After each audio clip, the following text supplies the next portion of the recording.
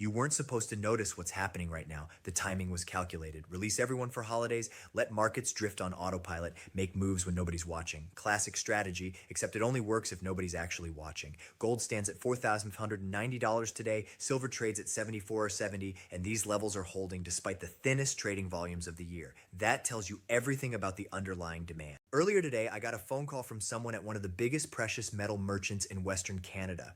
I won't share his identity. What matters is what he revealed to me. His exact words were, "Monday shattered every sales record we've ever had. We surpassed our previous best by 50%. That earlier record happened during the 2021 social media buying frenzy. We're witnessing more than just strong interest. We're watching panic buying unfold. Consider the implications." During holiday time, when families gather and celebrate, CoinShop customers are rushing in with such force that they're shattering historical benchmarks. This isn't guesswork. This isn't fear of missing out. This is primal preservation behavior emerging. Those with insight recognize what's approaching in 2026, and they're securing their positions before the opportunity vanishes. Allow me to break down precisely what's occurring in the markets currently, because traditional financial journalism is entirely missing the point. They're publishing pieces about seasonal retail and year-end investment adjustments. They're overlooking the most significant precious metal opportunity in recorded history. The yellow metal has pierced above its ascending, broadening wedge barrier on the daily time frame. For anyone unfamiliar with chart interpretation, here's the simple version. This formation indicates growing price swings within a positive framework. It signifies the fluctuations are becoming wider, but they're expanding upward. The surge past $4,280 verified that this metal isn't merely pausing, it's taking off. However, the yellow metal isn't where the real action is. It does what it always does. It's the foundation. It's the reliable constant. The white metal is where attention belongs. This shiny element is higher by 145% so far this year. In October, it demolished a 45-year barrier that stood since 1980. And what occurred after breaking that ceiling? It sped up. The increases aren't slowing. They're gaining intensity. The force is strengthening, not weakening. And the chart structure on the daily time frame shows something that should frighten anyone still watching from the sidelines. We're seeing an Adam and Eve formation. We're observing an inverted head and shoulders. We're looking at a cup and handle that exploded above 54.50 and drove prices to $70 within weeks. These aren't coincidental markings on a display. These are formations that have forecasted significant movements for generations, and they're all indicating the identical direction, upward. The near-term objective for the white metal based on the ascending broadening wedge formation sits somewhere between $80 and $90. But here's what market experts hesitate to articulate publicly. That objective will climb as prices advance. The formation widens, the fluctuation intensifies, the upper limit continues ascending, and past $90, there's nothing but empty space until we reach three figures. $100 per troy ounce isn't wishful thinking. It's a mathematical certainty propelled by limited availability, manufacturing requirements, and an influx of individual investor capital that's only starting. If you believe the advance is finished, you're not watching closely. We're in the opening stages of a once-in-a-lifetime movement. Now, allow me to clarify why the holiday scheduling of this advancement is so crucial, because this is where the snare has been positioned. The exchange activity right now is minimal. The major players are absent from their workstations. The automated systems are operating on default settings. In typical conditions, shallow participation creates erratic, aimless movement. But that's not our current situation. We're watching the yellow metal maintain near $4,190 despite minimal activity. We're seeing the white metal rest at 74.70, not because liquidation force is building, but because purchasers are preparing before the subsequent climb. This is remarkable. In shallow conditions, valuations should be exposed to retreats. They should be drifting downward as the absence of purchasing force allows natural decline. Instead, valuations are remaining solid. They're stabilizing in a narrow band, gathering momentum like a tightened coil. What does this reveal about underlying interest? It reveals that purchasing power is substantial. It reveals that whenever valuations decrease, even marginally, purchasers are prepared to acquire the commodity. It reveals that the protective capital movements into these metals aren't a passing occurrence driven by news cycles. They represent a foundational transformation in how investors perceive these holdings. The globe is transforming. The previous monetary structure is disintegrating, and individuals are reacting by transferring their resources into the most ancient form of currency humanity knows. This won't cease in January. This will intensify.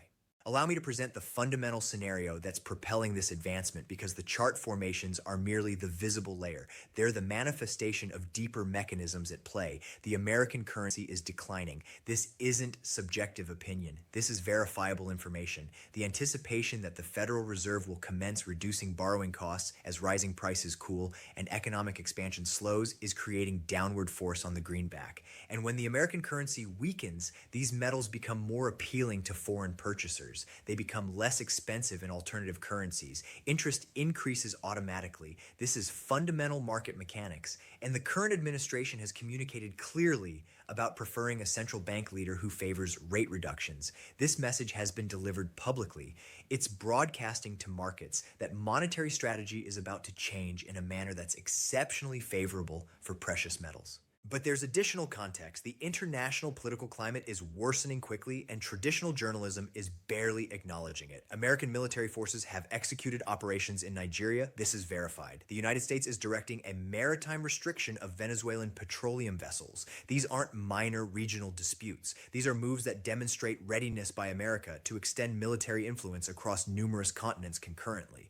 This increases concerns of worldwide instability. This pushes resources into protective holdings. This is combustible material for the precious metal advance. Now, I want to address something that traditional analysts decline to recognize: the availability circumstance, because this is the concealed reality that financial institutions don't want you to comprehend. The planet's dedicated white metal reserves are largely depleted. Let me state that again. The accessible material, the premium quality reserves that made extraction profitable for 100 years, they're exhausted. What persists are inferior quality reserves that require more capital to extract. What persists are mixed deposits where this metal is a secondary product of copper or lead or zinc extraction. The planet cannot simply manufacture more of this commodity to satisfy increasing interest. The availability is limited at a fundamental geological level, and additionally, manufacturing requirement for this element is surging. Solar panel producers are utilizing this element at a pace that nobody anticipated 5 years back. Every solar component needs conductive paste. Every battery-powered automobile needs this element for its electrical pathways. The sustainable power transformation that administrations globally are advancing is a consumption apparatus for this commodity, and there isn't adequate supply underground to fulfill both manufacturing requirement and financial requirement at present valuations. This is why valuations must climb. This isn't guesswork. This is fundamental economics. The shortfall is genuine, the scarcity is approaching, and the investors who grasp this are securing positions now during the seasonal pause before the subsequent wave commences. I contacted another informant yesterday, an administrator at a retail precious metal network with outlets across Canada and the northwestern United States. He revealed that commodity units sold in December are higher by 150% versus 12 months prior. 150%. The individual investor is awakening. The modest purchaser, the individual who enters a dealer with several $100s, they're overwhelming the market. And here's the reality about individual investor interest. It persists. When an individual investor purchases physical commodity, they typically retain it. They aren't actively trading. They aren't seeking to exchange it for quick gains. They're gathering. They're constructing a reserve that they plan to transfer to their offspring. This commodity is being withdrawn from circulation indefinitely. Every unit that enters a residential vault is a unit that won't be obtainable for manufacturing utilization. Every unit that a modest investor secures is a unit that intensifies the availability squeeze. Let me share information about someone named Jay Moore. He's 33 years old, resides in Arizona, operates as a logistics supervisor. For 10 years, whenever Jay wanted to put money to work, he accessed an application on his device and purchased equities or digital currencies. That was his pattern. That was what his peers were instructed to do. But 60 days back, something shifted. Jay began consuming online content about this white metal. He began comprehending the underlying factors. He began recognizing what we've been discussing for years, and he reached a conclusion. He entered his vehicle, he traveled to his neighborhood dealer, and he acquired his initial 3 units of physical commodity for approximately $150. Since that moment, Jay has gathered roughly 60 units of ornaments and currency pieces. He secures them in a residential vault. And when I questioned him about his intentions, he articulated something that should alarm every financial institution that's been controlling this market. He stated, "I understand the valuation is climbing rapidly, but I have zero intention of liquidating." J isn't unusual. J represents the visible portion of a massive phenomenon. There are thousands, potentially millions of individuals just like him throughout North America who are experiencing the identical understanding. They're understanding that equities can become worthless. They're understanding that digital currencies can be compromised or prohibited. They're understanding that financial accounts can be restricted. But this white metal is physical. This commodity is authentic. This element has been currency for 5 millennia, and unlike electronic holdings, this metal can be secured, defended, and transferred to subsequent generations without any third-party exposure. As Jay expressed it, I simply want to possess something real where I can safeguard myself and assist my relatives after I'm deceased. That isn't the declaration of someone chasing gains. That's the declaration of someone who has abandoned confidence in the existing framework, and when millions of individuals abandon confidence simultaneously, the requirement for tangible holdings becomes astronomical. There's another account I want to present. Michael DeCrane is 46 years old, resides in Indianapolis, operates as the operations director at a video conferencing corporation. For him, gathering this commodity began as a pastime to experience with his 7-year-old child. They would visit dealers during journeys, 5 or 6 locations across various states, just to examine what they possessed and include a piece here and there. It was a connecting activity. It was something physical and an existence of displays and alerts. But throughout the previous 8 years, Michael's pastime evolved into a substantial holding. He gathered approximately $60,000 worth of pieces and ingots. And here's what makes Michael's account educational. He was monitoring the yellow to white metal proportion. This April, when the yellow metal was exchanging at roughly 100 times the white metal, Michael identified that the white metal was historically underpriced. He purchased more. Then, as white metal valuations jumped and that proportion decreased, he liquidated approximately half his holdings. This is what informed capital does. They don't just purchase and maintain blindly. They monitor the connections between holdings. They identify when the white metal is inexpensive relative to yellow metal and they gather. Then when it outperforms and the proportion tightens, they secure gains or exchange into the yellow metal to maintain their buying capacity. This is the approach I've been instructing for years, and it functions. The yellow to white metal proportion has been declining consistently as the white metal outperforms. At the 1980 summit, the proportion decreased to approximately 15-1. Right now, I need to confront something that doubters enjoy emphasizing because I understand they're observing and anticipating any justification to reject what's occurring. They claim that this white metal is susceptible to explosive and collapse patterns. They claim that it tends to surge dramatically and then plummet, and you understand what? They're accurate. That has occurred previously. In 1980, it spiked to $50 and then collapsed. In 2011, it reached $49 and then retreated. The doubters reference these instances as evidence that this commodity is too unstable, too hazardous, too risky for legitimate investors. But here's what they deliberately overlook. The purchasing power adjusted summit from 1980 exceeds $200 per unit in contemporary currency. This metal would need to more than triple from current levels just to equal that summit. We're nowhere close to speculative excess territory by historical benchmarks. The individuals who purchased at $50 in 1980 and maintained it weren't incorrect about this commodity. They were premature. And being premature in a long-term positive market isn't an error. It's an advantage. The inquiry isn't whether this metal will experience a retreat at some moment. The inquiry is whether you'll be situated to benefit before that retreat occurs. And presently, with valuations at $74.70 and the technicals indicating $100, the potential reward versus potential loss is overwhelmingly favorable for purchasers. Allow me to guide you through the technical levels that matter currently, because accuracy is essential when you're maneuvering a market this unstable. On the 2-hour time frame, this commodity is exchanging just beneath the peak of its ascending pathway. We observed a formation with an extended upper tail around 75.40, which indicates hesitation, but not genuine liquidation. This is beneficial. This is the market regaining composure. The valuation is maintaining well above the 50-day exponential moving average near $70, which is functioning as flexible foundation. The pathway that has directed this metal higher since mid-month remains unbroken. Any decreases are acknowledging the center of that pathway. The initial barrier level is $75.40. Beyond that, we have $76.90, and the upper pathway objective is $78. On the lower side, foundation sits at $72.65 with stronger foundation at $70.50, which is the previous consolidation area. The relative strength indicator is in the high 60s, displaying robust force but cooling from excessive conditions. This is precisely what you want to observe in a healthy upward trend. The approach here is straightforward. Purchase decreases near $72.70 with a protective exit beneath $70 and an objective of $76.90. That provides you a potential reward versus potential loss proportion that any expert trader would appreciate. For the yellow metal, the scenario is equally favorable. Now, allow me to clarify why January 2026 will be explosive, because the arrangement is ideal. During the seasonal period, precious metals have been gathering energy. Activity is minimal, but valuations are steady. The optimistic investors are gathering quietly while the major institutions are absent. When the fresh year commences, multiple events occur simultaneously. First, institutional capital returns online.